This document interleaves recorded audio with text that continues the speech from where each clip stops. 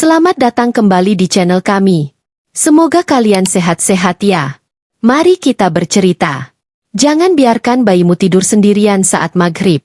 Itulah pesan yang selalu diingatkan oleh orang-orang tua di desa. Namun, Rina mengabaikannya. Ia berpikir itu hanyalah mitos lama yang dibuat untuk menakut-nakuti. Sampai suatu malam, ketika Aisyah, bayinya yang baru berusia 6 bulan, terbangun dengan tubuh dingin, wajah pucat, dan bibir membiru. Di sudut kamar, samar-samar terlihat sosok tinggi kurus dengan rambut panjang menjuntai, menatap mereka dengan mata merah menyala. Saat itulah Rina sadar, bukan hanya sekadar cerita. Ummu Sibyan benar-benar ada, dan ia menginginkan bayinya. Sebelum kita mulai ceritanya, kami ingin tahu apa yang kamu pikirkan tentang cerita ini, dan apa yang terjadi di akhir cerita. Kamu penasaran? Jangan nonton sendiri malam-malam dan keraskan volumenya. Dan tulis komentarmu walaupun sekedar menulis asal kotamu di kolom komentar. Malam itu, angin berhembus lirih, membawa hawa dingin yang merayap ke setiap sudut rumah. Di sebuah desa kecil yang masih menjunjung tinggi kepercayaan leluhur, seorang ibu muda bernama Rina baru saja menidurkan bayinya, Aisyah, di atas kasurnya sendiri. Suaminya, Dika, yang sedang duduk di ruang tamu, melirik jam dinding. Jarum pendek menunjuk ke angka 6, sementara jarum panjang hampir menyentuh angka 12. Waktu maghrib telah tiba. Rina, yang tengah merapikan selimut bayi, dikejutkan oleh suara lirih dari belakang. "Rina, jangan biarkan Aisyah tidur di kasurnya sendiri saat maghrib," bisik suara ibunya yang sudah tua. Rina menoleh, menatap wajah ibunya yang tampak serius. "Kenapa, Bu?" Rina bertanya sambil mengernyitkan dahi. Ibunya menarik napas panjang. "Ummu Sibyan," katanya lirih. Nama itu terdengar asing di telinga Rina, tetapi membuat bulu kuduknya meremang. "Siapa itu, Bu?" "Jin perempuan yang suka mengganggu bayi. Dia berkeliaran saat maghrib dan akan mengganggu anak-anak yang dibiarkan sendiri." Rina tertawa kecil, menganggap ibunya hanya menakut-nakutinya. "Bu, itu cuma mitos. Aisyah baik-baik saja." Namun, baru saja ia menyelesaikan kalimatnya, angin bertiup kencang dari jendela yang sedikit terbuka. Tirai berkibar liar, membuat suasana menjadi semakin mencekam. Lampu kamar tiba-tiba berkedip-kedip, lalu padam seketika. Dika yang mendengar suara berdebum dari kamar buru-buru menghampiri. "Ada apa?" tanyanya. Rina menelan ludah. Ia segera berlari ke arah kasur bayi, tetapi langkahnya terhenti. Tubuhnya menegang, matanya membelalak. Bayi Aisyah yang tadinya terlelap kini terbaring dengan wajah pucat. Bibir mungilnya sedikit terbuka, seolah hendak menangis tetapi tak bersuara. Tubuhnya dingin, seperti es. "Bu, kenapa dia begini?" Rina panik, mengguncang pelan tubuh bayinya. Ibunya segera mengambil air putih yang sudah didoakan, lalu membacakan ayat suci sambil mengusap wajah Aisyah. Dika memandangi sekeliling ruangan, lalu pandangannya jatuh ke arah sudut kamar. Di sana, di dalam gelap, sesuatu berdiri. Sosok tinggi dengan tubuh kurus kering, berambut panjang menjuntai hingga menyentuh lantai, berdiri tanpa suara. Matanya merah menyala, menatap ke arah mereka. Dika tercekat. Sosok itu bergerak mendekat, mengeluarkan suara yang aneh, seperti angin yang berdesir tajam di telinga. Rina merasakan tubuhnya kaku, sementara ibunya buru-buru meraih segenggam garam dan menyebarkannya ke sudut ruangan. "Pergi kau! Jangan ganggu cucuku!" seru ibunya dengan suara tegas. Sosok itu mengeluarkan jeritan panjang sebelum akhirnya menghilang dalam kegelapan. Seketika, lampu kamar menyala kembali. Aisyah menangis keras, membuat Rina langsung memeluknya erat. Tubuh bayinya mulai terasa hangat kembali. Dengan napas tersengal, ibunya menatap Rina dengan penuh ketegasan. "Jangan pernah biarkan bayi tidur sendirian saat maghrib." Sejak kejadian itu, Rina tidak pernah lagi mengabaikan nasihat ibunya. Setiap maghrib, ia selalu menggendong Aisyah atau menidurkannya bersamanya di ruangan yang terang, memastikan tak ada lagi sosok yang mengintai dari dalam gelap. Karena di waktu-waktu tertentu, makhluk-makhluk tak kasat mata selalu mengintai, dan Ummu Sibyan masih berkeliaran mencari mangsanya. Malam itu berlalu dengan ketegangan yang masih terasa. Rina tak bisa tidur. Matanya terus mengawasi Aisyah yang terlelap di pelukannya. Sesekali ia membelai rambut bayinya, memastikan tubuhnya tetap hangat. Dika pun terjaga, duduk bersandar di dinding dengan napas berat. Aku masih bisa melihat matanya. Rin, bisik Dika dengan suara gemetar. Rina menoleh, wajah suaminya terlihat pucat. Matanya merah menyala, seperti membakar kegelapan. Lanjutnya, Rina merinding. Ia tidak melihat langsung sosok itu, tapi ketakutan yang ia rasakan sudah cukup membuatnya percaya.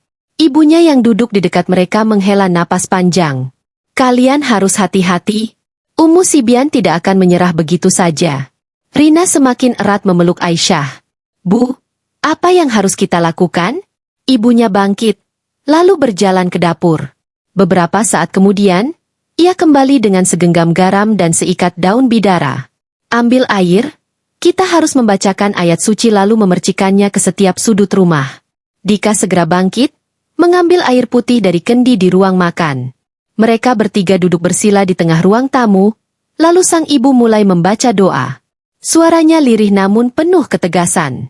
Setelah selesai, mereka memercikan air tersebut ke setiap sudut rumah, terutama kamar bayi. Tapi meski mereka sudah melakukan semua itu, malam tetap terasa mencekam. Jam menunjukkan pukul 2 dini hari. Rumah sunyi, hanya suara detak jam yang terdengar. Rina akhirnya bisa memejamkan mata sebentar. Sementara Dika tertidur di kursi dekat tempat tidur bayi. Namun tiba-tiba, Aisyah menangis kencang. Rina terbangun, merasa ada yang aneh. Ia mengusap wajahnya, lalu melirik ke tempat tidur bayi. Aisyah tidak ada di sana. Darahnya seolah berhenti mengalir. Dika. Aisyah hilang. Dika terperanjat bangun, matanya langsung membelalak melihat tempat tidur yang kosong. Mereka mencari ke seluruh ruangan. Dika bahkan berlari keluar rumah, tapi tidak menemukan apa-apa. Namun saat mereka kembali ke kamar, terdengar suara lirih. Seperti tawa kecil. Rina merasa lemas. Suara itu berasal dari bawah tempat tidur. Dengan tangan gemetar, Dika meraih ponselnya, menyalakan senter, lalu menunduk perlahan. Di bawah tempat tidur, ada sesuatu yang berjongkok. Sosok tinggi kurus, dengan rambut menjuntai menutupi wajahnya. Kedua tangannya yang panjang mencengkeram tubuh kecil Aisyah, seolah sedang mengayunkannya pelan. Dia sudah tidur, bisiknya dengan suara yang mengerikan. Mata Rina membelalak. Tanpa pikir panjang, ia menarik tangan Dika dan segera berlari keluar kamar, berteriak memanggil ibunya. Sang ibu bergegas mengambil sebatang kayu yang telah dibalut dengan doa, lalu masuk ke kamar. Dengan tangan bergetar, ia mengayunkan kayu itu ke arah sosok menyeramkan itu. Keluar kau dari rumah ini. Sosok itu mengeluarkan jeritan panjang. Bayangan hitam melesat cepat, menghilang melalui jendela yang entah sejak kapan terbuka lebar. Dika langsung meraih Aisyah yang terbaring di lantai. Wajahnya pucat tapi ia masih bernapas. Rina menangis, menciumi anaknya yang tampak lemah. Sejak malam itu, mereka tidak pernah lagi membiarkan Aisyah tidur sendiri, apalagi saat maghrib. Tapi di malam-malam tertentu, suara tawa lirih itu masih terdengar dari kejauhan. Seolah mengingatkan mereka bahwa Ummu Sibian masih mengintai. Setelah kejadian mengerikan malam itu, Rina dan Dika menjadi lebih waspada. Setiap maghrib tiba, mereka selalu memastikan Aisyah ada dalam dekapan, tidak pernah sendirian walau sekejap. Ibu Rina semakin sering membaca doa dan menyiramkan air yang telah didoakan ke sudut-sudut rumah. Namun, meskipun mereka telah berhati-hati, gangguan itu tidak berhenti. Malam itu, sekitar pukul 3 dini hari, Rina terbangun karena mendengar suara berbisik. Rina menahan napas. Suara itu terdengar sangat dekat, seolah ada di dalam kamar. Ia menoleh ke samping, memastikan Aisyah masih ada dalam pelukannya. Bayinya tetap di sana. Tapi yang membuat jantungnya hampir berhenti adalah, ada tangan lain yang juga sedang membelai kepala Aisyah. Tangan panjang, kurus, dengan jari-jari yang lebih banyak dari manusia normal. Rina menjerit keras, langsung menarik bayinya ke dadanya. Dika terbangun dengan panik. Ada apa, Rin? Tapi saat Dika menyalakan lampu, tangan itu sudah lenyap. Rina menggigil. Ia tahu itu bukan mimpi. Ia bisa merasakan sentuhan dingin tangan itu, begitu nyata. Dika mencoba menenangkan Rina, meski matanya sendiri penuh ketakutan. Aku akan mencari bantuan, Besok kita panggil seseorang yang bisa membersihkan rumah ini, kata Dika. Mereka berusaha kembali tidur, meski rasa takut masih menyelimuti. Namun keesokan harinya, sesuatu yang lebih menyeramkan terjadi. Saat pagi menjelang, Rina pergi ke kamar mandi untuk mencuci muka. Matanya masih sembab karena kurang tidur. Ia menatap cermin, mencoba menenangkan dirinya. Namun, saat ia hendak berbalik pergi, bayangannya di cermin tidak ikut bergerak. Rina terdiam. Tubuhnya membeku. Bayangannya tetap menatap ke arahnya, dengan senyuman yang tidak ia buat. Pelan-pelan, bayangan itu membuka mulutnya, seolah berbicara. Tapi suara yang keluar bukan suaranya. Aku belum selesai dengan bayimu. Sekelebat bayangan hitam muncul di cermin, bergerak cepat ke arahnya. Rina menjerit histeris dan terjatuh ke belakang. Dika yang mendengar teriakan itu langsung berlari ke kamar mandi. Rina, apa yang terjadi? Rina gemetar, menunjuk ke arah cermin. Tapi saat Dika melihat ke sana, tidak ada apa-apa. Hanya bayangan mereka sendiri. Dia ada di sana, dia berbicara padaku, isak Rina. Dika menelan ludah. Ini sudah kelewatan. Hari itu juga, mereka memanggil seorang ustadz yang dikenal mampu membersihkan gangguan makhluk halus. Ustadz tersebut berjalan perlahan ke dalam rumah, mengamati setiap sudut dengan tatapan tajam. Ada jejaknya. Sibian masih berada di sini, katanya dengan suara serius. Rina dan Dika saling berpandangan, rasa takut mereka semakin menjadi. Kita harus segera mengusirnya sebelum dia benar-benar mengambil bayi kalian. Ustadz itu segera memulai ritual pembersihan. Ia membaca doa-doa, menyiram air yang sudah diberkati ke setiap sudut rumah. Namun, saat ia sampai di kamar Aisyah, tiba-tiba lampu berkedip-kedip. Angin dingin bertiup tanpa sebab. Dan dari balik lemari, terdengar suara tawa lirih. Lemari terbuka dengan sendirinya, dan dari dalamnya, sepasang mata merah menyala menatap mereka. Ustadz itu segera membaca doa lebih keras, melangkah maju dengan keberanian. Pergi kau, wahai Sibian. Tempat ini bukan untukmu.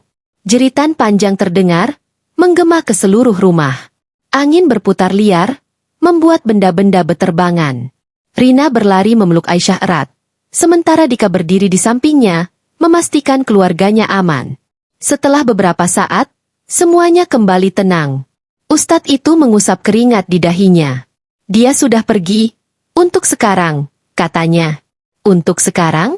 Tanya Dika, tidak puas. Ustadz itu menatap mereka dengan serius. Sibian tidak bisa dibunuh. Dia akan terus mencari bayi-bayi lain yang bisa dia ganggu.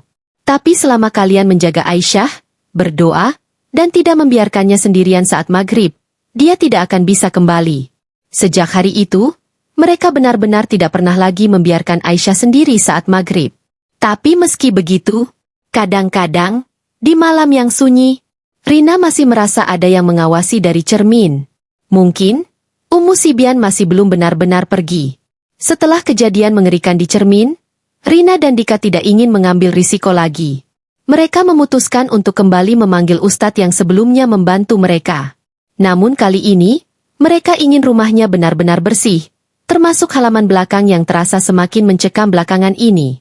Ustadz Rahman, seorang ahli ruqyah yang lebih berpengalaman, datang pada sore hari. Begitu ia melangkah ke dalam rumah, ia langsung merasakan hawa yang berat dan dingin. Gangguan ini masih ada, tapi lebih kuat dari sebelumnya, kata Ustadz Rahman sambil menyentuh dinding rumah. Rina menelan ludah. Apa Sibian belum pergi? Dia mungkin sudah diusir dari rumah ini, tapi belum sepenuhnya menyerah. Aku akan membersihkan rumah ini sampai ke belakang. Jin seperti dia bisa bersembunyi di mana saja. Mendengar itu, Dika dan Rina semakin cemas. Namun, mereka siap melakukan apapun demi keselamatan bayi mereka. Ustadz Rahman memulai ruqyah dengan membaca ayat-ayat suci dengan lantang. Ia mengelilingi rumah, menyiramkan air ruqyah ke setiap sudut, termasuk ke bawah tempat tidur dan lemari tempat Sibian pernah muncul. Ketika air itu menyentuh lantai kamar bayi, terdengar suara mendesis, seperti sesuatu yang terbakar. Lampu kamar berkedip-kedip, dan Rina bisa merasakan hawa dingin merayap di kulitnya. Pergi kau! Ini bukan tempatmu, seru Ustadz Rahman. Suara geraman terdengar dari dalam dinding, disusul suara langkah kaki berlarian di atas plafon. Dia masih bersembunyi, seru Dika, menggenggam tangan Rina yang semakin gemetar. Ustadz Rahman melangkah ke belakang rumah, ke halaman yang jarang mereka perhatikan.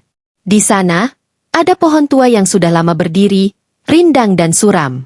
Disinilah dia bersembunyi, kata Ustadz Rahman sambil mengarahkan tangannya ke pohon. Tiba-tiba, angin kencang bertiup, membuat dedaunan berguguran. Dari antara ranting pohon, muncul sosok tinggi dengan rambut panjang yang berkibar tertiup angin. Matanya merah menyala, menatap mereka dengan kebencian. Rina hampir menjerit, tapi Dika menahannya. Ustadz Rahman tidak gentar. Dengan suara lantang, ia melanjutkan bacaannya, sementara tangan kanannya menggenggam segenggam garam rukyah. Dengan gerakan cepat, ia melempar garam itu ke arah sosok tersebut. Jeritan nyaring terdengar, membuat telinga mereka berdenging. Sosok hitam itu mengejang, tubuhnya bergetar hebat sebelum akhirnya menghilang dalam sekejap. Angin berhenti bertiup. Suasana menjadi hening, terlalu hening. Sudah selesai, kata Ustadz Rahman sambil menarik napas lega. Sejak hari itu, rumah Rina dan Dika terasa lebih damai. Tidak ada lagi suara bisikan, tidak ada lagi bayangan di cermin, dan yang terpenting, Aisyah tidur dengan tenang tanpa gangguan. Meski begitu, mereka tetap menjaga rutinitas. Setiap maghrib, mereka memastikan Aisyah selalu dekat dengan mereka, tidak pernah dibiarkan sendiri. Dika juga membuang cermin lama yang pernah menjadi tempat kemunculan Ummu Sibyan, menggantinya dengan yang baru. Rina kini bisa bernapas lega. Ia tidak lagi merasakan hawa aneh di rumahnya. Suatu malam, saat ia menggendong Aisyah sebelum tidur, ia menatap langit dari jendela kamar. Sudah berakhir, kan? Bisiknya lirih. Dika yang duduk di sampingnya merangkul bahunya dengan lembut. Rumah ini milik kita, bukan milik mereka. Rina mengangguk. Dalam hati, ia berdoa agar Ummu Sibyan tidak pernah kembali lagi. Dan sejak malam itu, rumah mereka benar-benar kembali damai.